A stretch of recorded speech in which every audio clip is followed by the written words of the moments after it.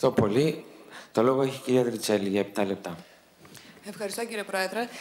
Πριν ξεκινήσω επί των άρθρων ανάλυση, θα ήθελα και εγώ να αναφερθώ στο μέτρο της διαθεσιμότητας κινητικότητας των υπαλλήλων στα ΑΕΗ. Δεν ξέρω πώς έχει δημιουργηθεί η αίσθηση στο Υπουργείο Παιδείας ότι τα πανεπιστήμια μας έχουν υπεράριθμο προσωπικό. Δεν ξέρω αν έχουν ληφθεί υπόψη νέες ανάγκες που έχουν προκύψει μετά την εφαρμογή του σχεδίου Αθηνά.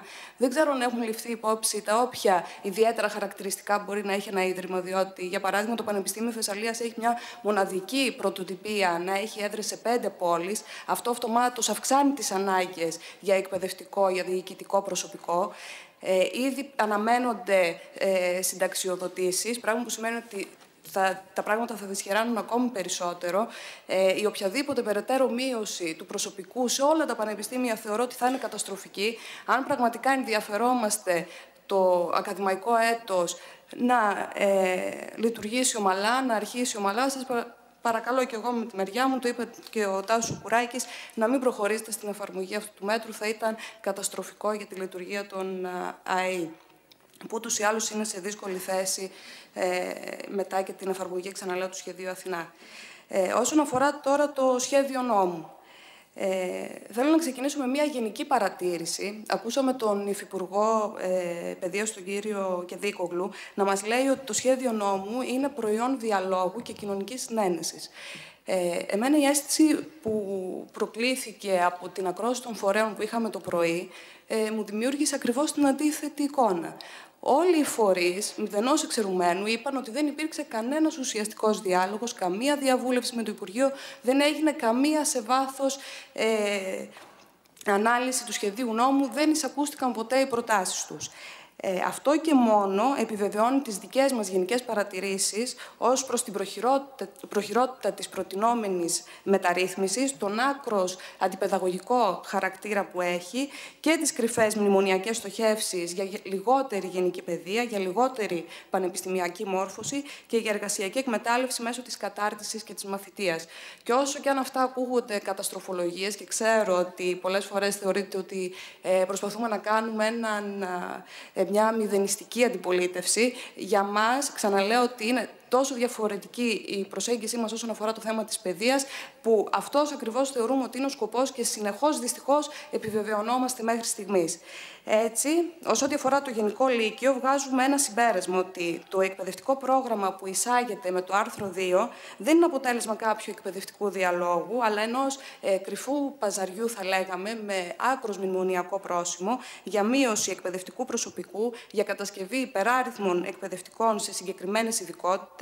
Για παράδειγμα, αναφέρω την πληροφορική και τη φυσική αγωγή, που αποτελούν χαρακτηριστικά παραδείγματα της χρήσης του ορολόγιου προγράμματος ως φωνικού εργαλείου, προκειμένου να βρεθούν διαθέσιμοι εκπαιδευτικοί.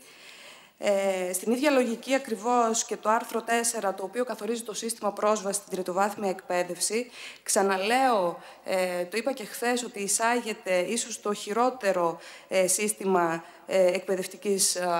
σύστημα πρόσβασης στην ανώτατη εκπαίδευση στην ιστορία της χώρας. Υπάρχουν εξετάσεις σε 35 και πλέον μαθήματα, συν ότι θα υπολογίζεται η προφορική επίδοση από την πρώτη τάξη, συν ότι τα παιδιά θα δίνουν έξτρα πανελλαδικές εξετάσεις μετά από την επιτυχή ολοκλήρωση της τρίτης λυκείου.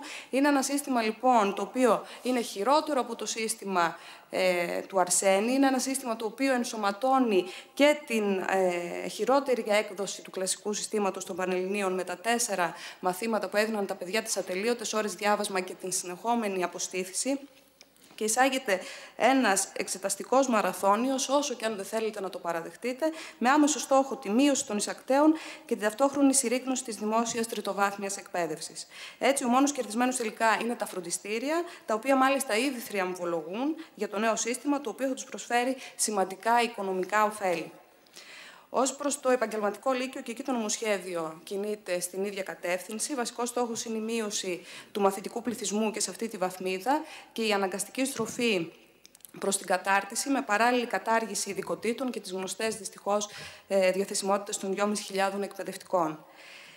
Σε ό,τι αφορά τη διάρθρωση των εκπαιδευτικών προγραμμάτων και των ειδικοτήτων του επαγγελματικού λυκείου που αποτυπώνονται από το άρθρο 8 και 9 του σχεδίου νόμου, Θα λέγαμε ότι είναι πασιφανές ότι στο σημείο αυτό οι ειδικότητες υπαγορεύτηκαν στη λογική της εξέβρεσης των 2.500 προς απόλυση εκπαιδευτικών και χωρίς κανένα άλλο κριτήριο, χωρίς κανέναν άλλον σχεδιασμό. Άλλωστε, του Υπουργείου πρώτα θυσίασε τους εκπαιδευτικούς, μετά παρουσίασε τις ειδικότητες του ΕΠΑΛ, από τις οποίες μοιραία φυσικά απουσίαζαν εκείνες από τις οποίες είχαν απολυθεί οι καθηγητές τον Ιούλιο.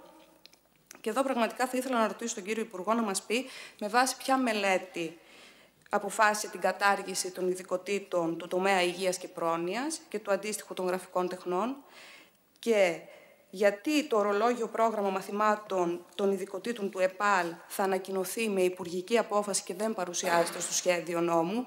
Πάλι θα κατηγορηθούμε ως καχύποπτοι, αλλά δεν μπορώ να μην αναφερθώ και να μην πω ότι στο πίσω μέρος του μυαλού μου, όπως και άλλοι συνάδελφοι, σκεφτόμαστε μήπως δίνεται έτσι δυνατότητα περισσότερων απολύσεων, αν αυτό ίσως στον επόμενο έλεγχο, όταν θα έρθει η Τρόικα, μας το ζητήσει. Και πώς ο μαθητής που εγγράφεται τώρα στην πρώτη τάξη του ΕΠΑΛ θα ξέρει ποια ειδικότητα να επιλέξει, με δεδομένο ότι αυτή είναι η επιλογή θα πρέπει να γίνει από την πρώτη λυκείου.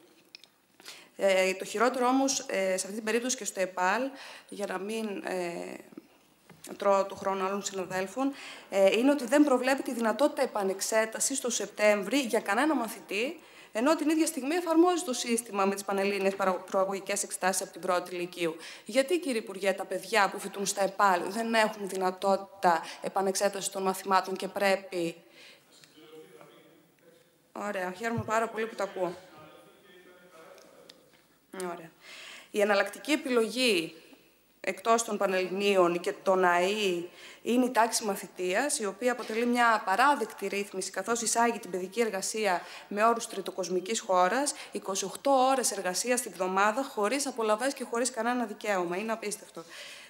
Στο άρθρο 41 αναφέρθηκε και από τον συνάδελφο του Κομμουνιστικού Κόμματος την ίδρυση των αθλητικών ακαδημιών, επειδή στο εν λόγω άρθρο δεν υπάρχει καμία λεπτομέρεια για το πώς θα ιδρυθούν, τι θα γίνουν, ποια θα είναι το ορολόγια προγράμματα αυτών των μαθημάτων, αν θα μπορούν οι μαθητές που θέλουν να επιλέξουν τώρα το αθλητικό γυμνάσιο, θα μπορούν να εγγραφούν κτλ. Όλα αυτά παραπέμπονται σε ένα προεδρικό διάταγμα και αυτό προξενεί πάλι αυλοκαρωτηματικά, γιατί την ίδια στιγμή το μάθημα της φυσικής αγωγής στο δημόσιο σχολείο υποβαθμίζεται αισθητά. Και τελειώνω και λέω ότι αυτές οι ρυθμίσεις για το γενικό και το επαγγελματικό λύκειο είναι για μας απαράδεκτες. Είναι πέραν όλων των άλλων ευνηδιαστικές και για τους μαθητές και για τους γονείς τους και όλα αυτά μερικές μόνο μέρες πριν την έναρξη της σχολικής χρονιάς.